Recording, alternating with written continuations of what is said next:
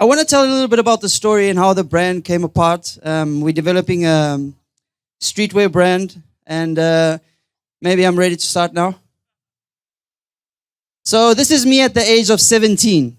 I go into my grandfather's closet and I find this hat. I think at that stage he didn't even wear it. And I went to my grandmother, and for some reason I loved dolphins. So I made this drawing and I asked her if she could sew it on for me. After that, I used to take it to school nearly every day. So this is me there, every day wearing this hat. There's even people that come towards me today and say, hey, I remember you from school. You used to wear this funny hat with a dolphin. So yeah, I guess this is a little bit where things started for me in terms of trying to express my creativity through the things that I would wear. But anyway, life moves on and you need to find some way of making an earning. So this is me with my amazing team. It's named Triplesky. And one of my most influential people is here today, Marta. And basically what we do is we develop brands for some of the most famous companies here in the Algarve. That I have another slide here that you can see. One of our highlights is developing Bo's new brand. So I'm really happy about that one. And anyway, as all the companies in design and all the companies in the Algarve, you reach that stage where you get a little bit frightened about the crisis. So one of the ideas I had was, okay, let me try and get another office somewhere where I can maybe develop more work. So I went to this amazing town, which is Johannesburg, and with the idea in mind of trying to make a location between Mozambique and Angola, because I know how to speak, obviously, Portuguese. But anyway, life gives you many lessons, and sometimes you have some plans. But what happens is I end up working with these guys, if you can imagine, as a music manager, which I had no clue what I was doing there. And there I am sitting with car sponsors and clothing sponsors, and I'm performing with them for Barack Obama's inaugural ball. And that's actually my brother in the left. So he gave me that amazing opportunity. And I come across this brand, which is Supreme Being. It's a brand from London. And while we were negotiating with them to see what we would be wearing, I see that all the tags say made in Portugal. So I was like, oh, wow, maybe we could get a brand that's made in Portugal, but actually says something in Portuguese so we can wear it proudly. But guess what? I didn't find nearly anything. Because when you go to the stores and you see Portuguese brands, this is the kind of thing that you see them wearing. So you see American flags, dollars, Miami race. And to be honest, it just wasn't saying what I wanted it to say.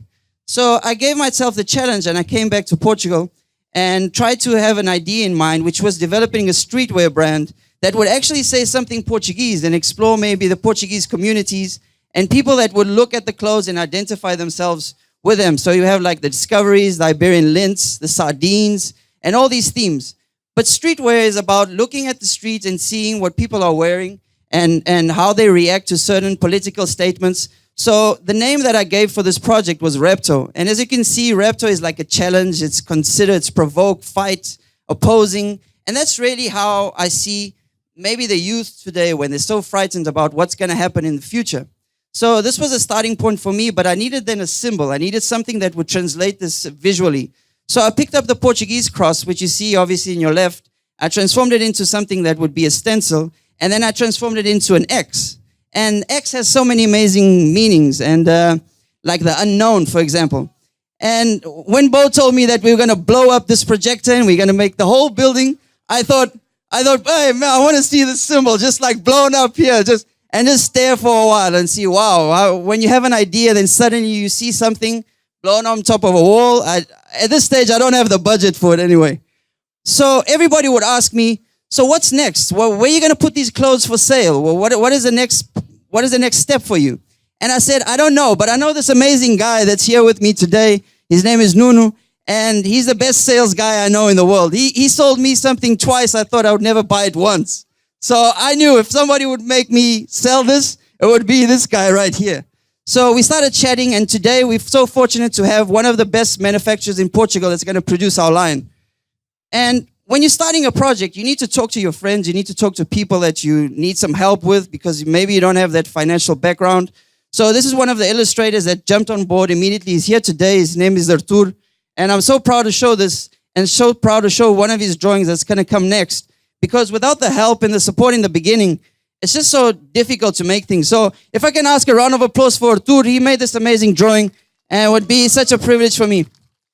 But besides Artur, all those other companies that helped and jumped on board and make this dream a little bit possible for me, it's really an opportunity to say thank you. And yeah, this is one of the ladies that she worked for Chanel and Yves Saint Laurent in France. Obviously, you can see we have a limited budget.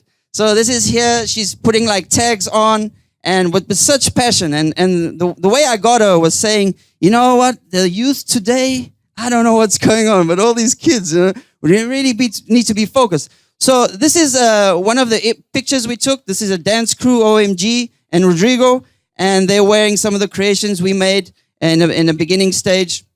And I think here we can show you a little bit about the image that we're trying to pursue. But I know that the next image is going to be maybe a little bit frightening for somebody.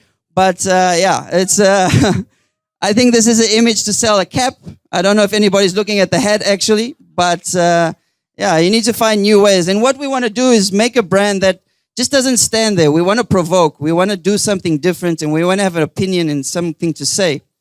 But what's amazing about ideas is when you on the beach and you're looking around after you have nothing, and then suddenly you have something, and you have so many strangers standing beside you, and you look around and you think, wow, you know, this started from nothing, and now all of these people are here with me, and they're all wearing like ideas that we once had.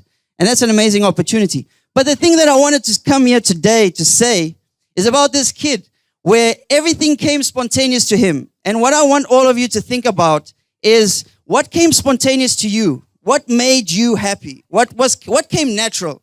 This came natural. And the reason I'm saying this is I truly believe we only live once. At least I don't remember my previous life. So thank you very much.